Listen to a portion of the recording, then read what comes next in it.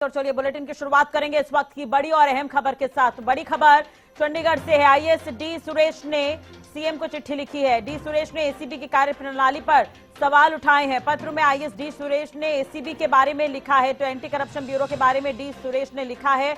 उन्होंने कहा कि वे कानून से ऊपर खुद को समझ रहे हैं। एसीबी ने सरकार से सुरेश के खिलाफ एफआईआर की मंजूरी मांगी है। प्लाट आवंटन मामले में एफआईआर की मंजूरी मांगी गई है। तो आईएएस डी सुरेश ने सीएम को एसीबी के खिलाफ चिट्ठी लिखी है। डी सुरेश ने एसीबी की कार्यप्रणाली पर सवाल उठाए हैं। प्लाट आवंटन का ये पूरा मामला है। पत्र में आईएएस डी सुरेश ने एसीबी के बारे में लिखा है और आरोप लगाए हैं कि कानून से ऊपर खुद को समझ रहे हैं एसीबी। तो एसीबी ने सरकार से सुरेश के खिलाफ एफआईआर की मंजूरी मांगी है। प्लाट आवंटन मामले में एफआईआर की मंजूरी मांगी है।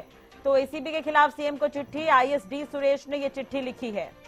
हरियाणा न्यूज के विशेष संवाददाता रवि काली रमन हमारे साथ जुड़ गए हैं ज्यादा जानकारी के लिए। रवि, सबसे पहले तो इस मामले को आपसे समझना चाहेंगे और डी सुरेश आईएएस ने जिन्होंने चिट्ठी लिखी है उस पर किस तरह का कोई जवाब आया है क्या फिलहाल?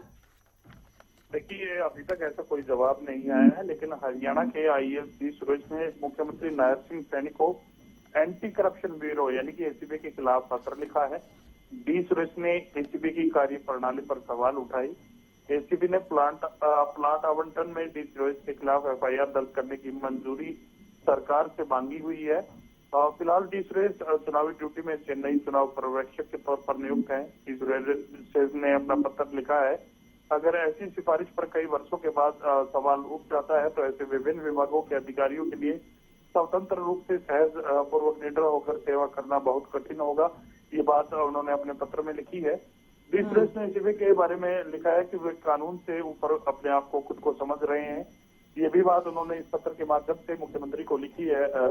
इसके अलावा अगर बात की जाए तो डी सुरेश ने कहा है कि एसीबी प्रारंभिक जांच से पहले मंजूरी नहीं ले रही और 17A में स्पष्ट है कि प्रारंभिक जांच से पहले मंजूरी लेना जरूरी है, लेकिन ऐसा नहीं हो रहा।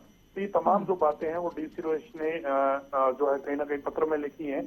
डी सुरेश ने ये भी कहा है कि उनके खिलाफ केस नंबर 12, 13 और 14 में भी कभी मंजूरी जो है वो नहीं मांगी गई थी। इससे विपरीत जाकर ये केस जो है वो दर्ज किए गए थे। तो कहीं ना कहीं ये पूरी बातें एसीबी पर सवाल या निशान खड़े करते हुए डी सुरेश ने मुख्यमंत्री नायब सिंह सैनी को पत्र लिखा है।